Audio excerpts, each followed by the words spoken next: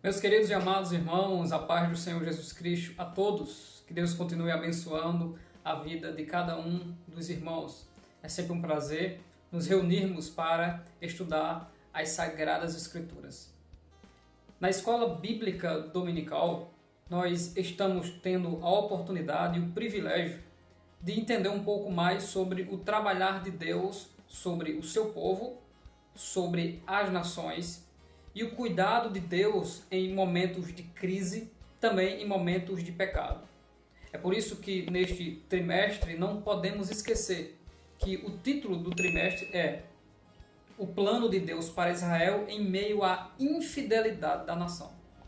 Isso significa dizer que no período em que não se trata muito sobre os castigos, as disciplinas e os juízos de Deus, nós temos a oportunidade de entender como Deus tratou os reis de Israel e o seu povo em um período que esta nação escolheu a adorar Baal, a Aserá e aos deuses pagãos, ao invés de temer ao Senhor e à sua lei.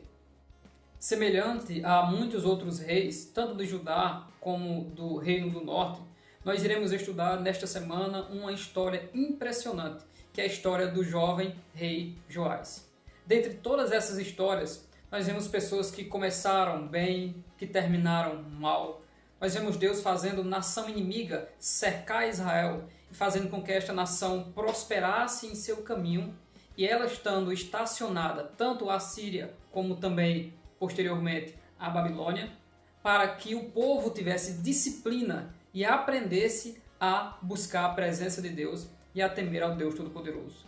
No capítulo 2 e também no início do capítulo 3 do livro de Juízes, lá está a resposta porque Deus não deixou que Israel desarraigasse todos os seus inimigos. Deus conservou ao redor de Israel alguns inimigos. Parece que eu estou falando das histórias dos dias de hoje. Sim, porque Deus continuamente está tratando do seu povo.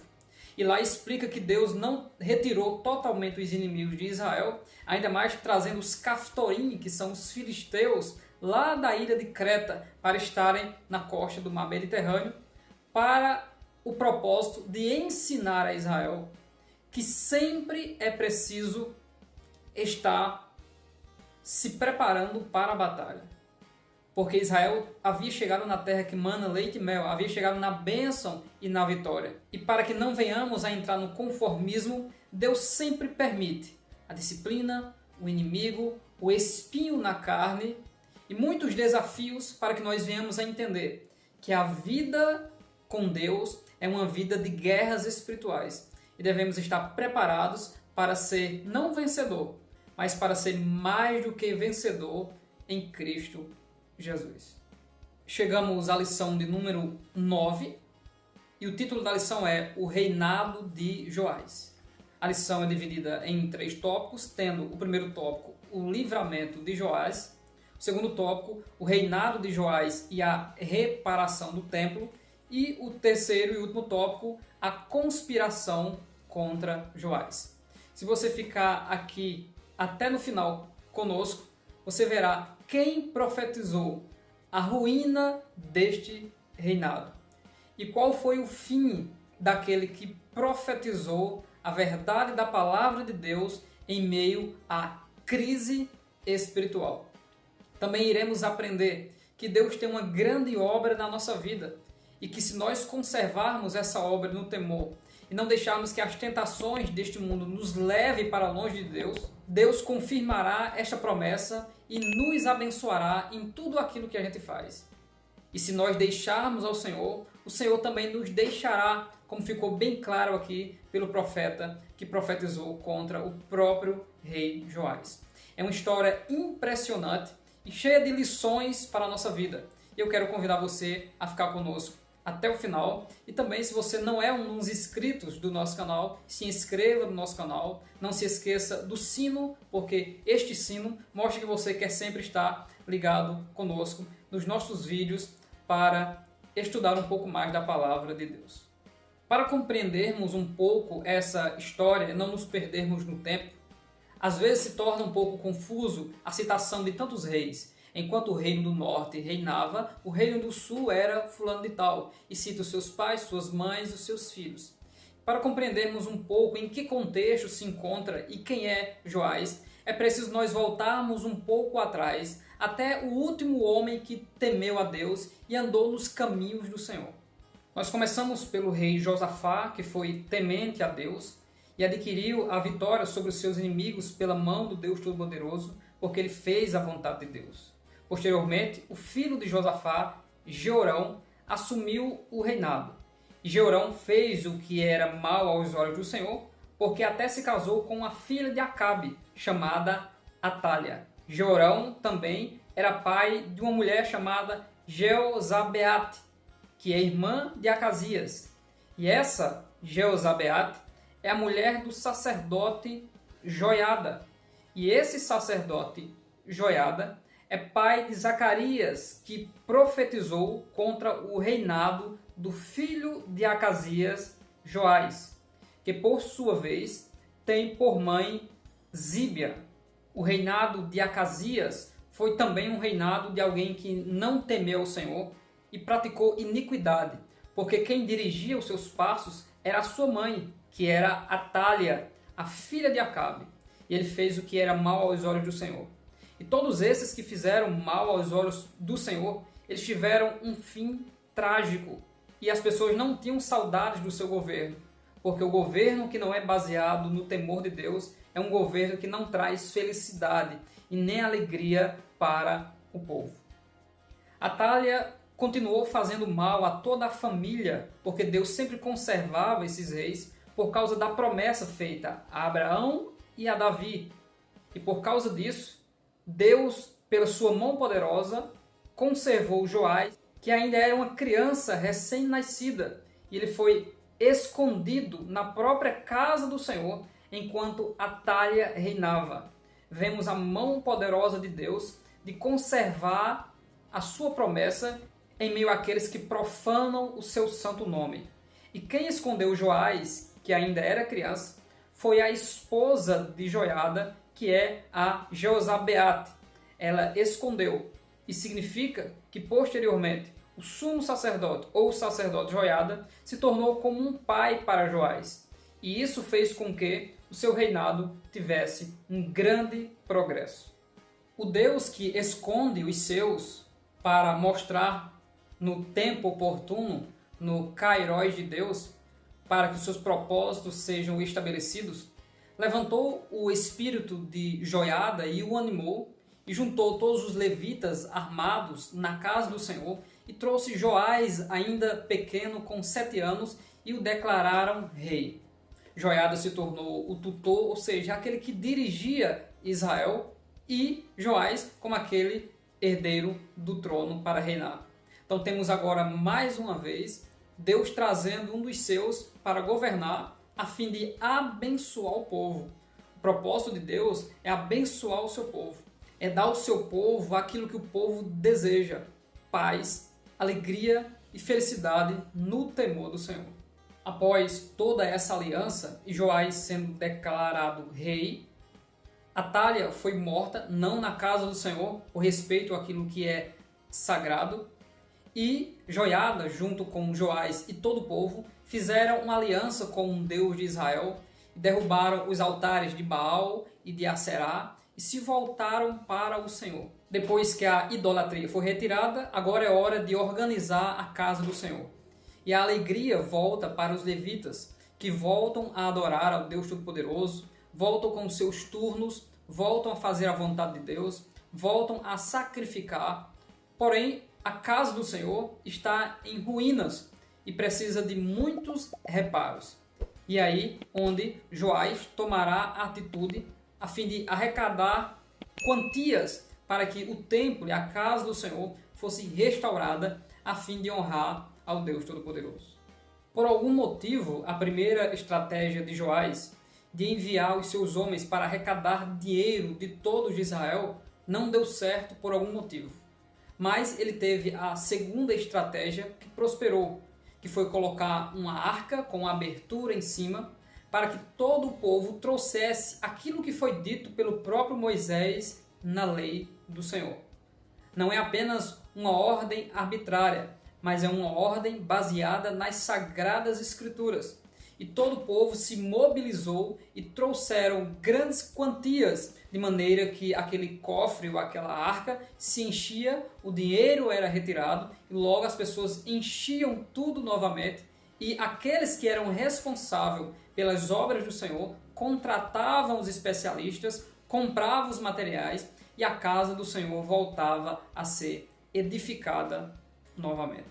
Após organizarem a administração dessa reparação ou reconstrução da casa do Senhor, sobrou dinheiro ainda e trouxeram para a administração junto ao sacerdote Joiada, e isso fez com que a obra prosperasse, ou seja, a honestidade e a clareza com que se administrava o dinheiro na casa do Senhor mobilizou o povo mais ainda a ofertar e a trazer aquilo que era necessário para o progresso da casa do Senhor.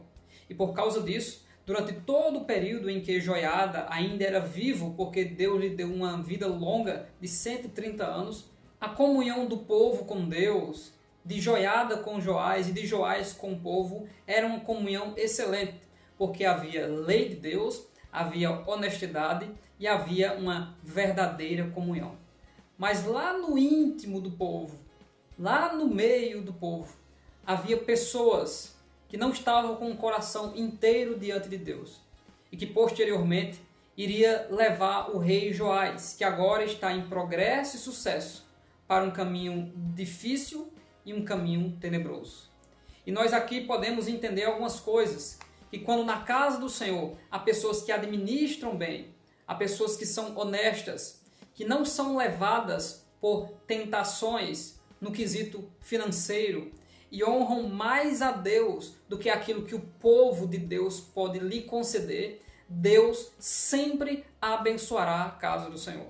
Vivemos dias difíceis em que muitas pessoas estão trocando o Deus Jeová, o Todo-Poderoso, pelo Deus Mamon, o Deus do dinheiro, o Deus das riquezas. E isso é um prejuízo para a nossa comunhão e até para a nossa própria salvação. A honra de Deus sobre a vida daqueles que o honram é tão grande que Deus fez com que, após a morte do sacerdote Joiada, ele fosse sepultado na cidade de Davi junto com os reis. Por quê? Porque ele trouxe restauração espiritual e material ao povo de Deus, trouxe um progresso pela sua espiritualidade, pela sua honestidade e por cumprir a lei do Deus Todo-Poderoso. Mas aqui precisamos falar algo bem interessante, que parece que a história apenas se repete. É comum entre os cristãos haver aquelas crianças prodígio que com pouca idade, 3, 4, 5 anos, já pregam, outras já até cantam. E eles fazem a obra de Deus sob a autoridade de um tutor, do pai, da mãe, do pastor. E essas crianças prodígios são exaltadas pelas pessoas. As pessoas consideram elas como alguém que jamais poderia entrar por um caminho tenebroso e um caminho de queda. E você conhece muito bem no contexto cristão, não só do Brasil, mas do exterior, que muitas dessas crianças prodígios, quando alcançaram a sua idade de independência do tutor, dos pais, elas enveredaram pelo caminho das trevas e amaram mais as coisas do mundo do que as coisas de Deus, confessando publicamente que a partir de hoje eu adorarei ao mundo, adorarei as coisas desta vida e a minha própria vontade do que a Deus. Essas pessoas, semelhante a Joás, que depois que Joiada, o sacerdote, morre, os líderes das tribos vêm até Joás, se prostram diante dele com submissão, ou seja, você continuará sendo o rei. Porém, todo esse conselho levou Joás a fazer a vontade desses líderes. Isso significa que no crescimento espiritual de Joás, ele sempre foi alguém dependente da mente dos outros. É o que acontece com milhares de cristãos que saem de suas casas, sentam em algum templo, ouvem a palavra da boca de uma pessoa, mas não buscam conhecer as Sagradas Escrituras, não buscam o seu próprio crescimento com Deus e a sua comunhão de oração, a sua vida de consagração, em colocar à disposição de Deus os seus dons para fazer a vontade do Senhor, e logo essas pessoas se decepcionam quando seu tutor, seu pai ou seu pastor, que tanto ama e gosta, morre. E essas pessoas, logo, a sua firmeza desaparece, porque nunca houve firmeza. Essas pessoas viveram a vida toda em uma utopia, vivendo de forma automática, segundo os conselhos de alguém que temia a Deus. Então, aparentemente, essas pessoas temiam a Deus. Por isso, nós precisamos ler esses textos de 2 Crônicas, capítulo 24, a partir do versículo 18, que nos trazem um resumo muito importante, nos explica muito bem a decadência deste reino. O texto diz: então abandonaram a casa do Senhor, Deus de seus pais, quando esses líderes vieram a Joás. E serviram os postes da deusa Aserá e aos ídolos. Depois da casa do Senhor estar reparado, eles deixaram a Deus, porque essa era a vontade do povo. Viver uma vida larga, uma vida fácil, entre aspas, uma vida de comodismo, sem temor a Deus. E por esta sua culpa, veio grande ira sobre Judá e Jerusalém. Mas o Senhor lhes enviou profetas para os reconduzir a si. Veja o tratamento de Deus. Como Deus trata em Israel em meio às suas infidelidades. O povo se distanciando e Deus enviando a sua palavra dizendo: não façam isso, volte para mim. Deus veio para reconduzir eles de volta para a presença. Estes profetas testemunharam contra eles, mas eles não quiseram ouvir. Porque a palavra do Senhor é exposta e o temor de Deus tem que ser produzido no nosso coração, o respeito ao Deus Todo-Poderoso. Versículo 20 diz: então o Espírito de Deus se apoderou de Zacarias, filho do sacerdote Joiada. Uma peça-chave em toda essa história era filho do sacerdote Joiada que havia morrido. Ele ficou em pé diante de todo o povo e disse: assim diz Deus, por que vocês estão transgredindo os mandamentos do Senhor? Vocês não vão prosperar por terem abandonado o Senhor. Também Ele os abandonará. Esse texto provavelmente não é muito convidativo, principalmente aos pregadores da atualidade. Em abrir o verbo e dizer: se você não for temente a Deus, não vai haver prosperidade. Não vai haver bênção sobre a sua vida. Isso é uma verdade intrínseca que está desde o Gênesis até o Apocalipse. Deixar de temer a Deus é buscar a própria ruína. Deus dá graça aos humildes, mas ao soberbo ele resiste. E agora chegou o tempo de Deus. Quando nós falamos do tempo de Deus, só pensamos no lado positivo. O tempo de Deus me abençoar, o tempo de Deus abrir as portas. Porém, o tempo de Deus significa a intervenção de Deus sobre a história. O tempo de Deus significa Deus agir para ajustar, para abençoar, para retirar o rei, para colocar o rei, para dar a vida, para tirar a vida, para esconder Joás, depois para tirar Joás. O Deus Todo-Poderoso está trabalhando, está no controle de todas as coisas. E o resultado da profecia de Zacarias foi essa. Conspiraram contra ele e o apedrejaram. Por ordem de quem? Do rei. Joás, considerado filho de Joiada, mas na verdade o filho é o profeta Zacarias, aquele a quem o Senhor encheu aqui. Ele não teve nenhuma consideração pelo seu pai afetivo, o sacerdote Joiada. Matou o filho de Joiada, porque ele estava cego e queria fazer a sua própria vontade. Parece que estamos vivendo isso hoje, em que muitas pessoas lutam para que Deus não fale. Mas uma coisa é certa, o Espírito de Deus nunca irá se calar. Quanto mais os homens pelejarem contra a voz de Deus, mais Deus irá falar. Porque Ele é o Senhor da sua casa. Ele é o Deus Todo-Poderoso. E Ele está no controle de todas as coisas. No versículo 22 diz: assim o rei Joás não se lembrou de como Joiada, pai de Zacarias, tinha sido bondoso com ele e acabou matando o filho dele. Ao morrer, Zacarias disse, ou seja, enquanto morria, né? Depois de morrer, Zacarias não pode falar. Então, morrendo, Zacarias disse: o Senhor verá isto e o retribuirá. O Senhor, que é o vingador do sangue, o Senhor, que é aquele que retribui segundo as obras de cada um, vê a iniquidade do seu próprio povo e retribui conforme a sua própria iniquidade. Vivemos um tempo de relaxamento da doutrina, de comichão nos ouvidos, de amontoar para si doutores, e até parece que Deus não age mais. Até parece que Deus não interfere mais em meio ao seu povo. Mas segundo as Sagradas Escrituras, Deus continua agindo. A obra de Deus na vida de Joás era uma grande obra. A própria mão de Deus escondeu Joás, porque todos os seus irmãos foram mortos para um grande propósito na vida de Joás, o elevar como rei de Judá, como rei de Jerusalém. E Deus sempre coloca pessoas para nos ensinar o caminho, mas nós temos que crescer e evoluir na nossa vida espiritual e não ficar apenas dependente de alguém. Precisamos ter as nossas experiências com Deus, experiências de fé e de temor, e mesmo que estejamos no meio de um vale de ossos secos, devemos ser como Ezequiel, profetizar vida e não se tornar um osso seco, como Israel estava nesse contexto. E o fim de Joás foi se entregar aos conselhos daqueles que não mais respeitavam a lei de Deus, porque o líder de influência, que era Joiada, não vivia mais. Qual o resultado de tudo isso? Lembre-se do início do vídeo. Porque Deus estacionou a Síria para usar a Síria como castigo para o reino de Israel e o reino de Judá. E nos versículos seguintes, em especial o versículo 24 de 2 Crônicas, capítulo 24, diz: embora o exército dos sírios não fosse grande, o Senhor, ou seja, Deus, permitiu que eles vencessem um exército que era muito maior, ou seja, o exército de Joás, porque eles tinham abandonado o Senhor. Quando nós abandonamos a Deus, nós abrimos espaço e damos território ao inimigo. Por isso que Paulo diz, não deis lugar ao diabo. Vem do grego topos, que originou topografia. Não dê espaço geográfico para o diabo.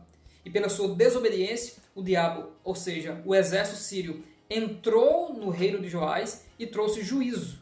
E o texto do versículo 24 diz: Deus de seus pais. Assim os sírios abandonou o Deus de seus pais. Assim os sírios executaram o juízo de Deus contra Joás.